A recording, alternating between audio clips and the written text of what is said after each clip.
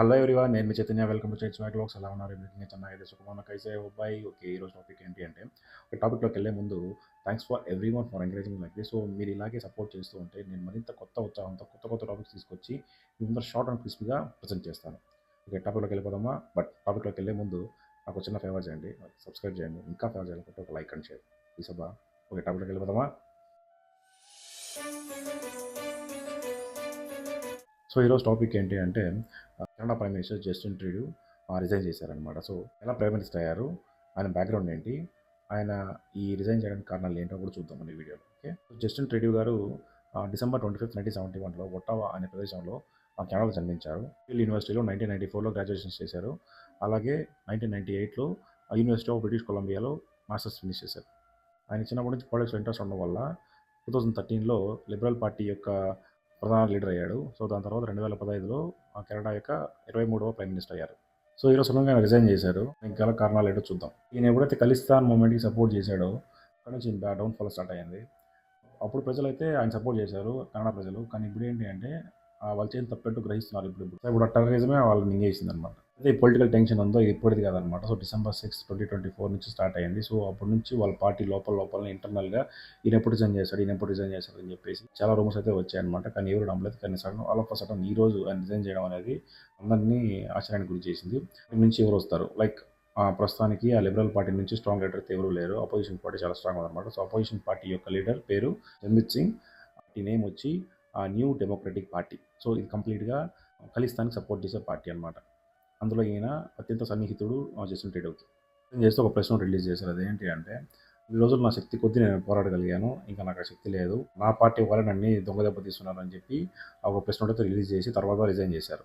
ఇప్పుడు ఈయన రిజైన్ చేసి పార్టీని విడిచి వెళ్ళడానికి కారణాలు ఒకటి తెలుసుకుందాం. సో ఫస్ట్ వన్ ఏంటి అంటే, ఆయన ఎలక్షన్స్ రాకముందు ఫస్ట్ ఇచ్చిన మాట ఏంటి అంటే affordable housing. So affordable housing programme ఏంటి అంటే, యాక్చువల్గా అరౌండ్ 10 మిలియన్స్ ఆఫ్ పీపుల్ కెనడాలో బిలో పవర్టీ లైన్ కింద అంటే లో ఇన్కమ్ లెవెల్స్ ఉన్నారనమాట. సో వాళ్ళకి ప్రాపర్గా ఇల్లు కూడా లేదు. సో ప్రాపర్గా ఇల్లు లేని వాళ్ళు అరౌండ్ 7 మిలియన్ పీపుల్ అనమాట. సో ఆ 7 మిలియన్ హౌస్ షార్టేజెస్ని ఈయన ఫుల్ఫిల్ చేస్తానని ఈ అఫోర్డబుల్ హౌసింగ్ అనే ఒక ప్రోగ్రామ్ని స్టార్ట్ చేశారు. సో ఈ ప్రోగ్రామ్ ద్వారా ఏంటి అంటే, ఎవరైతే ఆ 7 మిలియన్ హౌసెస్ షార్టేజ్ అయితే ఉందో దాన్ని తక్కువ ప్రైసెస్కి కట్టిస్తానని చెప్పి ఈయన మాట ఇవ్వడం.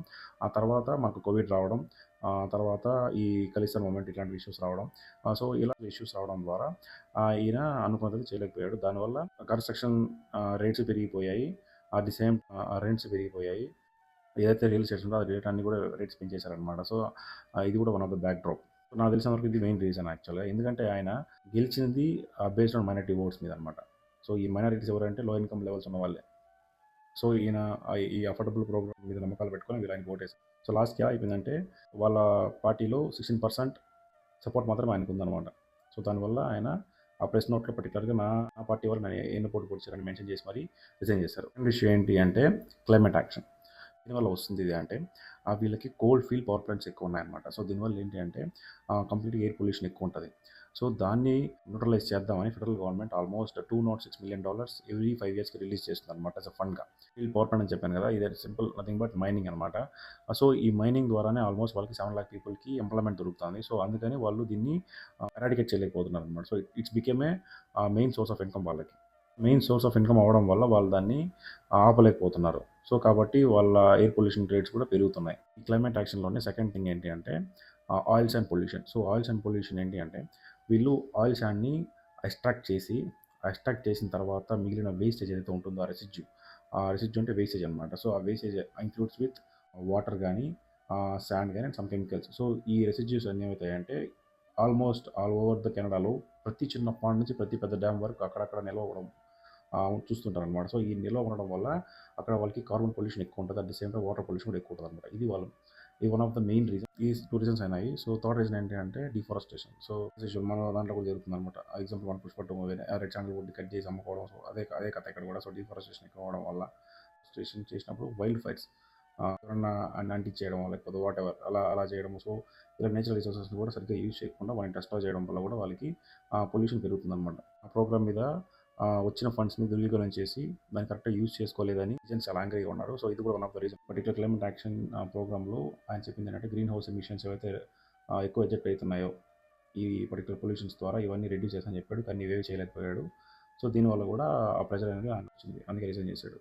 థర్డ్ రీజన్ ఏంటి అంటే ఇక్కడ వీళ్ళు మోతాదు కన్నా ఎక్కువగా ఇమిగ్రేట్స్ నిల్వ చేయడం అనమాట. సో ఎవ్రీ ఇయర్ మీరు చూస్తే మన ఇండియా నుంచి ఆల్మోస్ట్ 1 lakh to 2 lakhs వరకు ఇమిగ్రేట్స్ మైగ్రేట్ అవుతుంటారు అనమాట. సో ఇది లీగల్. సో ఇల్లీగల్ ఇంకెంతమంది వెళ్తారో మనకు తెలియదు. So almost different parts of the world నుంచి కెనడాకి వస్తున్నారు అనమాట. సో అక్కడే ఇల్లీగల్గా రిసైడ్ అవుతున్నారు. సో దీనివల్ల ఏమైందంటే ఒక లిమిట్ దాటిన తర్వాత ఎవరైతే కెనడా కోసం పోరాడుంటారో, ఎవరైతే పొలిటికల్గా కానీ ఎకనామికల్గా కానీ కంట్రీకి అసిస్ట్ చేస్తుంటారో వాళ్ళ పేర్లు వాళ్ళకున్న క్రెడిబిలిటీ కూడా మొత్తం కూడా లేకుండా అయిపోయిందనమాట ఈ ఇమిగ్రెంట్స్ ద్వారా. 3 మేజర్ రీజన్స్ అండి. ఇది కాకుండా మళ్ళీ 2 స్కామ్స్ ఇన్వాల్వ్ అని చెప్పి ఇన్వెస్టిగేషన్ కూడా చేశారు. అదేంటి అంటే ఎస్ఎన్సీ లావ్లైన్ స్కామ్ అని ఒకటి వాళ్ళ పియతన చేశారు. రెండోది వచ్చి ఏంటంటే charity scams. So charity scams అంటే ఏంటంటే ఏదైతే గవర్నమెంట్ నుంచి వచ్చే కాంట్రాక్ట్స్ అవన్నీ కూడా వాళ్ళకి దగ్గర ఉన్న వాళ్ళకో, లేదంటే ఎవరైతే ఎక్కువగా కరప్షన్ అమౌంట్ ఇస్తారో, వాళ్ళకి ఎవరైతే బ్రైబ్ అమౌంట్ ఎక్కువ ఇస్తారో వాళ్ళకి ఈ పర్టికులర్ సబ్ కాంట్రాక్ట్స్ అనేది వాళ్ళకి ఇవ్వడం, ఇలా అయినా స్కామ్స్ ఇన్వాల్వ్ అయ్యారనేసి ఇన్వెస్టిగేషన్ కూడా చేశారు. సో ఇది కూడా వన్ ఆఫ్ ద రీజన్ ఆయనకి రిజిగ్నేషన్ పెట్టడానికి ఒక రీజన్ అయి ఉండొచ్చు.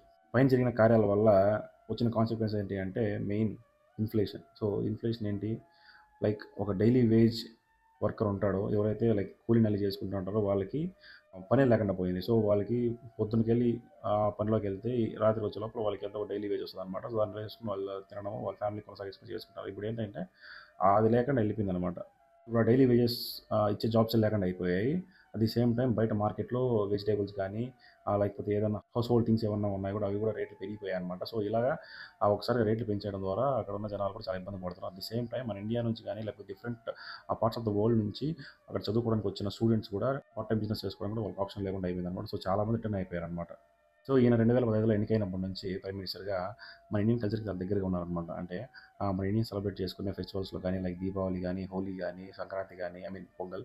సో ఇలాంటి ఫెస్టివల్స్లో కూడా ఆయన పార్టిసిపేట్ చేయడం. అట్ ది సేమ్ టైం మన కల్చరల్ ఈవెంట్స్ ఏవైతే ఉంటాయో లైక్ జల్లికట్టు కానీ లేదంటే కరస్వామి కానీ ఇలాంటి వాటిలో కూడా ఆయన పార్టిసిపేట్ చేయడం. ఇవన్నీ చూసి అక్కడున్న సౌత్ ఇండియన్ కానీ, నార్త్ ఇండియన్ కానీ కల్చర్ని కూడా ఒక ప్రైమ్ మినిస్టర్ ఇష్టపడతారు ఒక ధీమాతో ఉన్నారనమాట. కానీ ఎప్పుడైతే ఈయన ఆ ఖలిస్తానీ మూమెంట్కి సపోర్ట్ చేశారో, సో ఈ ఖలిస్తాన్ మూమెంట్కి ఎలా సపోర్ట్ చేశారు అంటే ఖలిస్తానీ మూమెంట్ లీడర్ ఎవరైతే ఉన్నారో Hardeep Singh Nizar.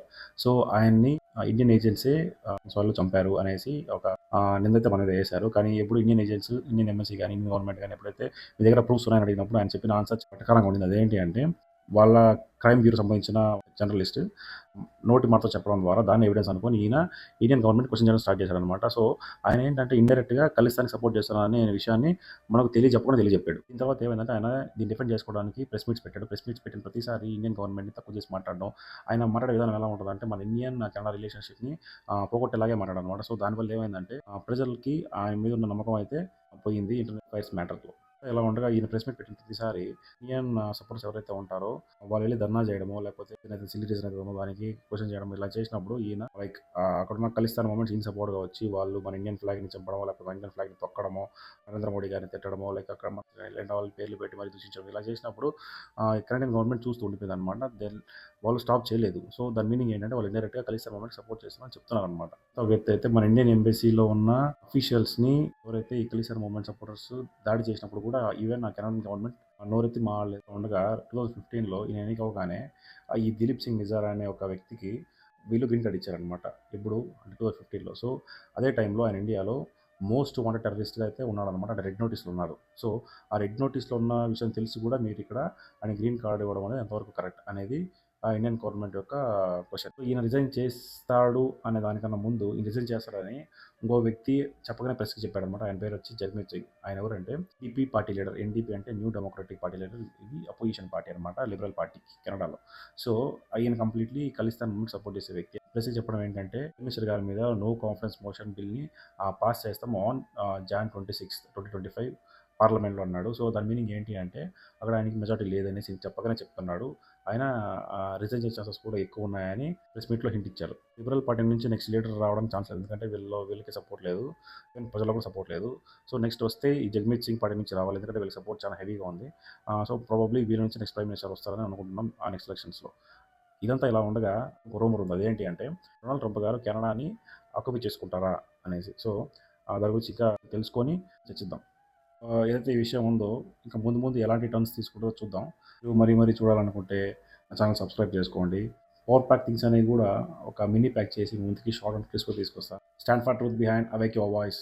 This is Chaitanya signing off. Bye.